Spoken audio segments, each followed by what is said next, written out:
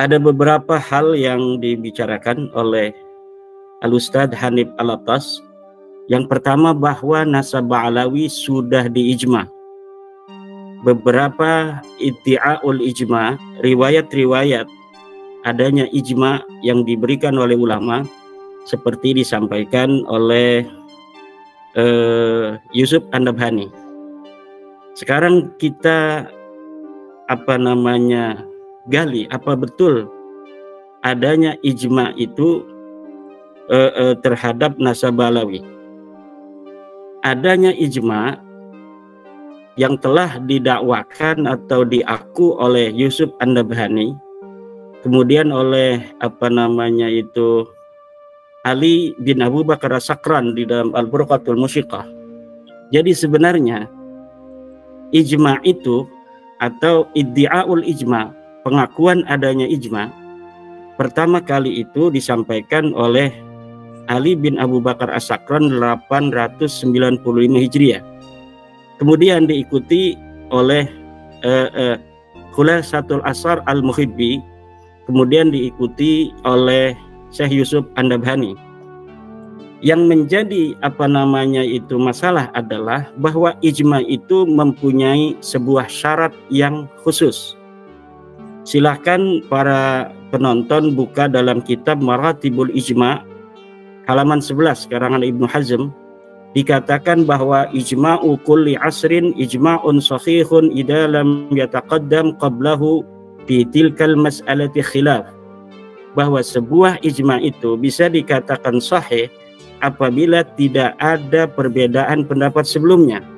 Sedangkan tentang nasab Ba'alawi, tulisan-tulisan Ba'alawi sendiri menerangkan, menjelaskan adanya perbedaan-perbedaan ulama. Kita lihat di dalam kitab Al-Burqatul Musyiqah bahwa Ali bin Abu Bakar As-Sakran meriwayatkan adanya orang-orang yang tidak percaya pada nasabnya yang ada di abad ke-9 Hijriah. Kemudian diriwayatkan pula bahwa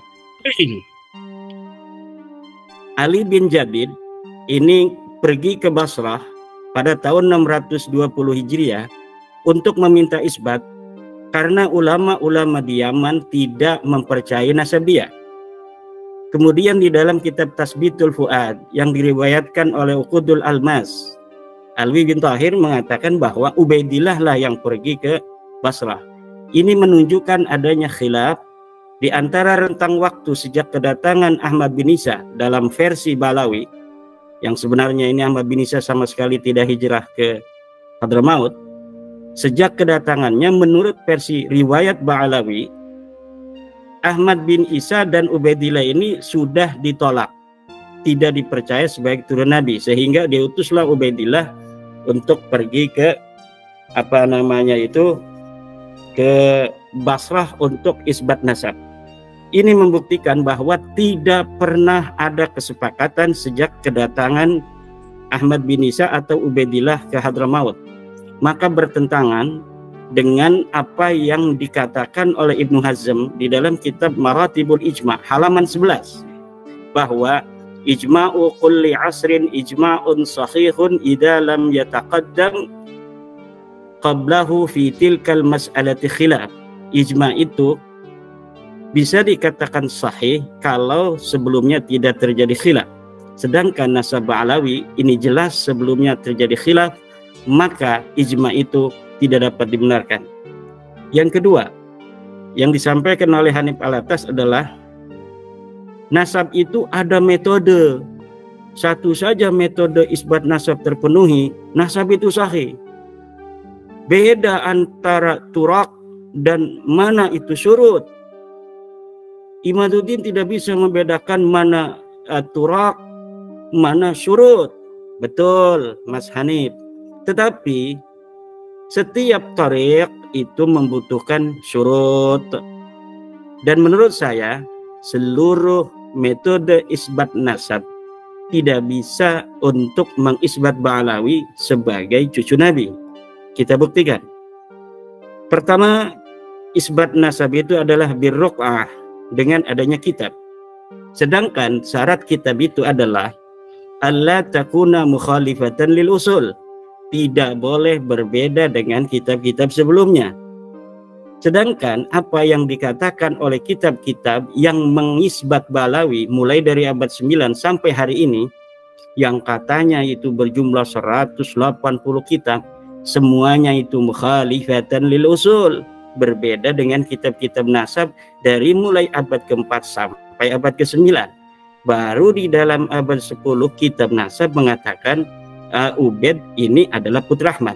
Tapi sebelumnya tidak ada satupun selama 550 tahun yang menyatakan bahwa Ubaid ini sebagai anaknya Ahmad.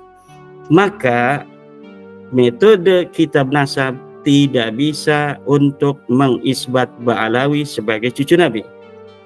Yang kedua, cara untuk metode isbat nasab adalah asyuhrah wal istifadah.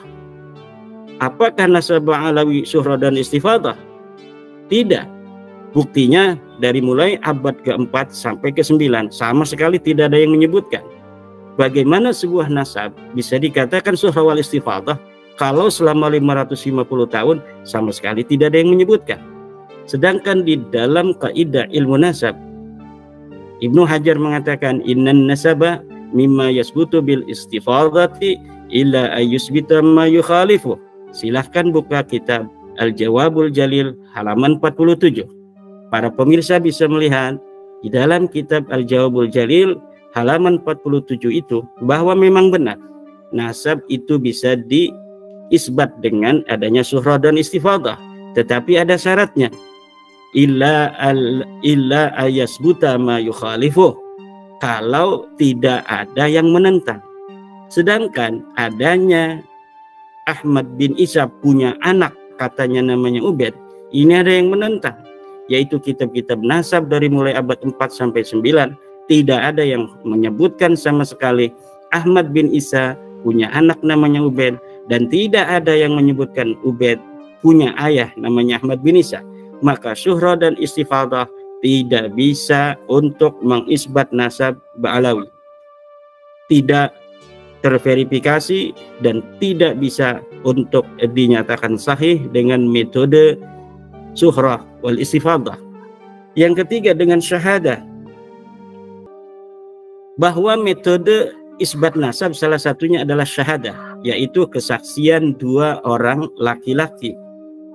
Lihat di dalam kitab Al-Muqaddimat halaman 62. Apakah betul syahadah ini bisa untuk mengisbat nasab yang sudah ribuan tahun? Di dalam kitab Al-Muqaddimat, Syekh Khalil bin Ibrahim mengatakan, aqulu inna hadzal amra laisa fi subuti nasabil qabail bal yu'malu fi ilhaqi nasabi tiflin bi abi. Al-Muqaddimat halaman 62, Khalil bin Ibrahim. Bahwa dikatakan menurut Khalil bin Ibrahim, syahadah adalah memang metode untuk mengisbat nasab, tetapi dia metode mengisbat nasab seorang anak hari ini kepada ayahnya, bukan nasab qabail yang sudah ribuan tahun seperti Ubaid yang katanya punya anak Ahmad bin Isa. Bisakah dia untuk diisbat dengan metode syahadah? Tidak bisa. Maka metode ketiga dalam isbat nasab tidak bisa untuk mengisbat Ba'alawi. Kemudian metode keempat adalah iqrar. Iqrar ini pula dikatakan oleh Syekh Khalil Ibrahim di dalam kitabnya Muqaddimat fi Ilmil Ansab, bahwa juga metode ini hanya bisa digunakan untuk mengisbat seorang anak yang ada hari ini kepada ayahnya, yaitu diiqrar oleh ayahnya. Dari 4 metodologi pengisbat nasab ini, satu pun tidak ada yang bisa untuk diterapkan untuk mengisbat Ba'alawi. Secara riq'ah atau ruq'ah kitab-kitab nasab, tidak ada kitab nasab yang setelah abad 9 itu mukhalifatan lil kutub yang ada di abad ke-8, ke-7, ke-6, ke-5, ke-4. Kemudian dengan syahadah tidak bisa, dengan iqrar juga tidak bisa. Maka nasab Ba'alawi tidak terisbat sahih. Berarti kalau tidak sahih apa? Batal. Yang ketiga, Hanif Al-Attas mengatakan kitab yang mensahihkan Ba'alawi ratusan. Saya katakan kitab walaupun ribuan, jutaan, tetapi kalau seluruh referensinya akan mentok di abad 9, yaitu kitab Al-Burqatul Musiqah, atau kata Mas Rumel itu ada kitab Al-Jawharus Syafaf, yang sekarang saya lihat juga dia lagi ngomongin Al-Jawharus Syafaf. Begana begini, tetapi hanya itu saja, berkutat pada hal-hal yang telah diungkapkan, hal-hal yang telah dijelaskan, tidak ada yang baru. Maka seluruh kitab-kitab yang jumlahnya ribuan, jutaan, triliunan, yang mengisbat Ba'alawi, yang semuanya mentok di abad 9, tidak ada bisa nyampe di abad ke-8, di abad ke-7, ke-6, semuanya tidak bisa dijadikan sebagai penguat nasab dari Ba'alawi ini. Kemudian yang keempat, dikatakan oleh Mas Hanif Alatas, tidak ada yang menyatakan kitab sejaman sebagai syarat mutlak daripada pengisbatan nasab. Ilmu nasab adalah ilmu sejarah. Cara kita meneliti nasab sama dengan cara meneliti sejarah. Baca kitab nasabnya, jangan hanya kitab Rasail fi Ilmil Ansab, jangan kitab Muqaddimat fil Ilm saja. Silahkan baca kitab Usulu Ilmin Nasab wal Mufadalah Bainal Ansab halaman 76. Saya ulangi, pemirsa silahkan untuk memverifikasi kitab-kitab yang saya sebutkan. Silahkan buka di dalam kitab Usulu Ilmin Nasab wal Mufadalah Bainal Ansab halaman 76-77 dikatakan tentang kitab sejaman. Wa indama nuhaqqiqun nasaba fa innal masadir allati yumkinu an nastaqiya minha an-nasaba yajibu an takuna min kutubil ansabil qadimah allati kutibat fima qabla al-'asr al-hadis haitsu kana an-nasu aqraba ila ma'rifati usulihim. Ketika kita mentahqiq sebuah nasab, maka sumber-sumber primer yang bisa untuk kita gali untuk mengetahui nasab wajib, yajibu, ini kalimatnya yajibu loh, yajibu, wajib, antakuna minal min kutubil ansabil qadimah, dia haruslah kitab-kitab yang terdahulu, kitab yang terlebih dahulu sesuai dengan al-haqbah az-zamaniyah, di mana nama-nama itu ada, itu lebih baik. Kalau tidak, yang paling dekat. Di sini dikatakan haitsu kana an-nasu aqraba ila ma'rifati usulihim, ketika manusia lebih dekat untuk mengetahui nasab-nasab leluhur mereka. Semakin dekat dengan objek, maka itu semakin baik. Semakin dekat semakin baik. Jika tidak, maka di dalam kaidah ilmu sejarah disebut dengan argumentium excellentio, maka sesuatu yang mampu kita untuk raih dari sebuah sumber yang terdekat, itulah yang dijadikan sebagai yang terpokok.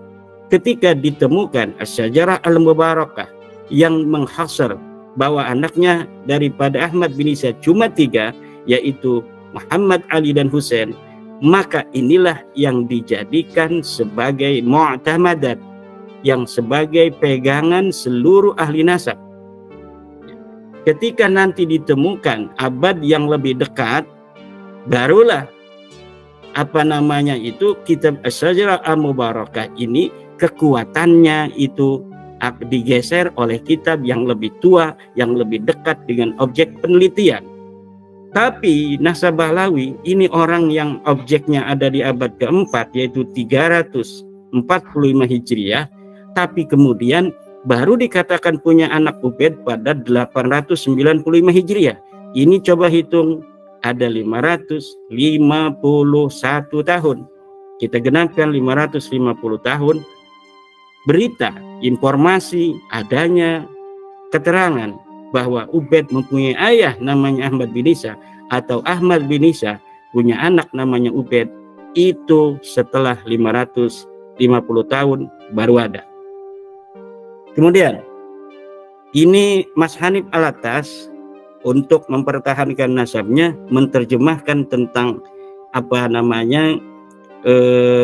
kalimat ma'amkana, dikatakan di dalam kitab nasab itu kita harus mencari kitab-kitab sejaman ma'amkana. Nah, diterjemahkan oleh Mas Hanif Alatas ma'amkana ini dengan apa? Dengan apa namanya itu kalau bisa, ma'amkana kalau bisa. Sedangkan kalimat ma'amkana itu maknanya bukan kalau bisa, tapi sebisanya. Coba para pemirsa ambil apa namanya HP-nya, ambil laptopnya yang ada internetnya, kemudian cari itu apa namanya itu translate Arab Indonesia, tulis ma'amkana. Apa maknanya? Apakah maknanya seperti Mas Hanif Alatas bahwa maknanya adalah semampunya atau sebisanya? Apa kalau bisa? Nah, kata Mas Hanif Alatas kalau bisa ma'amkana. Kalau nggak bisa, nggak apa-apa, nggak pakai kitab sejaman. Makna yang sebenarnya adalah sebisa mungkin. Ma'amkana itu maknanya adalah sebisa mungkin. Ma'amkana itu maknanya sebisa mungkin. Artinya, sekuat yang kita mampu untuk mencari kitab itu, maka itu harus sebuah sejarah, sebuah nasab harus diiringi dan diverifikasi oleh kitab-kitab sejaman. Bukan ma'amkana itu kalau bisa, kalau mau, bukan demikian. Tetapi sebisanya kita harus mencari sesuatu yang ada dari apa yang telah disebutkan oleh Amudun Nasab kita. Nama-nama ini harus ada kitab yang sejaman atau kitab yang mendekati. Seperti kitab Sajarah Mubarakah itu bukan sejaman, dia sekunder. Tapi itulah ma'amkana yang kita mampu untuk mencari seorang apa namanya Ahmad bin Isa mempunyai anak 3. Sebelum itu yang lebih tua tidak ada, itu namanya ma'amkana. Kalaulah kita bisa mencari lagi apa namanya kitab-kitab yang lebih tua dari As-Sajarah Mubarakah yang menentukan anaknya itu hanya 3, menghasar, itu kita akan mencari lagi, tapi memang tidak ada. Yang ada hanya kitab As-Sajarah Al-Mubarakah yang menghasar anaknya itu 3. Sedangkan yang menambahi ada di kitab abad ke-9 Hijriah. Maka yang ada di abad 9 Al-Burqatul Musiqah, tanda kutip Al-Jawharus Syafaf, kemudian Al-Baha Ad-Durar, atau disebut dengan kitab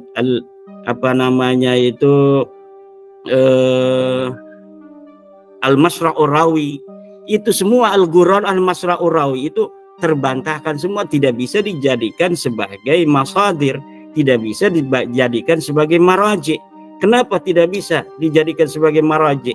Maraji itu harus ada masadir. Kalau misalnya sebuah maraji tidak berdasarkan masadir, ini maraji ini adalah sekunder, masadir ini adalah primer yang paling dekat. Maka maraji ini diabaikan, apalagi ketika maraji ini bertentangan dengan masadir, seperti Al-Burqatul Musiqah bertentangan dengan apa namanya itu kitab As-Sajarah Mubarakah. Maka itu Al-Burqatul Musiqah, Al-Jawharus Syafaf, Al-Ghurar, Al-Masra'ur Rawi, Al-Juz'ul Latif, semuanya harus diabaikan. Kenapa? Karena mu'aradah, bertentangan dengan kitab yang lebih tua. Demikianlah cara bekerja ahli sejarah itu, Mas Rumel ya. Nah, katanya ahli sejarah tapi kitab sejaman, kitab primer, kitab sekunder diabaikan, hanya Syuhra dan Istifadah. Ini sejarah cenayang namanya. Ini sejarah orang-orang yang ngaku historian, ngaku sejarawan tapi tidak memerlukan sumber. Ini sejarawan cenayang namanya. Kemudian yang kelima, yang keenam, saya catat ya dari apa-apa yang disampaikan oleh Mas Hanif Alatas. Kata Mas Hanif Alatas, kalau kitab sejaman diterapkan, maka nasab Nabi Muhammad rungkat. Naudzubillah, summa naudzubillah min dalik. Nasab Nabi Muhammad itu, Mas Hanif, sampai Adnan itu diberitakan oleh baginda Nabi besar Muhammad SAW di dalam hadis. Bahkan di dalam hadisnya itu hadis riwayat Muslim, dikatakan dalam kitab riwayat Muslim itu bahwa Nabi Muhammad SAW itu dari Kinanah ya. Nabi Muhammad itu dari Kinanah. Ini jangan sampai kita gara-gara kita untuk mempertahankan nasab, ini menjadikan Nabi Muhammad nasabnya sebagai bemper. Naudzubillah summa naudzubillah. Nabi Muhammad itu nasabnya melalui wahyu. Wa ma yantiqu 'anil hawa in huwa illa wahyu yuha. Di dalam Al-Qur'an disebutkan bahwa Nabi Muhammad itu, orang-orang Arab itu keturunan Ibrahim. Millat abikum Ibrahim. Agama ayah-ayah kalian. Siapa ayah kalian? Ibrahim. Itu kumnya kepada siapa? Kepada orang-orang Quraisy. Ini menyatakan bahwa wahyu sendiri mengatakan Nabi Muhammad, orang Arab itu keturunan daripada Ibrahim. Ini sudah nas Al-Quran. Adapun amudun nasab sampai Nabi Ibrahim tidak dibutuhkan lagi. Untuk mengisbat Nabi Muhammad keturunan Ibrahim tidak butuhkan amudun nasab, karena sudah ada Al-Quran yang menyatakan. Kemudian mengenai Nabi Muhammad SAW sebagai keturunan daripada Kinanah, itu hadis mengatakan dari riwayat Muslim. Jadi nggak perlu lagi kita membawa-bawa nasab Nabi Muhammad dalam perdebatan nasab Ba'alawi yang memang tidak terverifikasi. Kalau rungkat sendiri aja, jangan bawa-bawa junjungan kita Nabi besar Muhammad sallallahu alaihi wasallam. Bawa juga nasab Wali Songo, bawa juga nasab Syekh Abdul Qadir Al-Jilani, nyari-nyari teman. Gak usah lah. Kita pertahankan saja apa dalil-dalilnya dari nasab Balawi untuk menyambungkan daripada nasab Balawi itu. Jangan bawa-bawa nasab Nabi besar Muhammad sallallahu alaihi wasallam. Kita nanti akan masuk dalam su'ul adab, naudzubillah. Su'ul adab itu pada Rasulullah ini bahaya ini. Kemudian kepada nasab-nasab Wali Songo, kita bisa perdebatkan lagi nasab Wali Songo.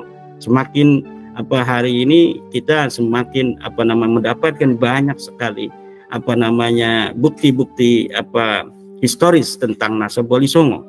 Semakin digali Wali Songo ini karena memang sosok historis di masa lalu, semakin digali ini semakin bermunculan. Dari Aceh datang, dari Uzbekistan datang, dari Pakistan datang, dari Maroko datang dan sebagainya. Nanti kita tinggal al-jam'u. Jadi jangan bawa-bawa nasab Wali Songo lah di dalam bagaimana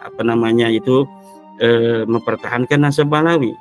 Kalau Wali Songo kepada Balawi sudah jelas semua keturunan Wali Songo yang mu'tabar dari Naqabah Ansab Auliya Tis'ah itu menolak nasab Balawi nyambung menurunkan Wali Songo.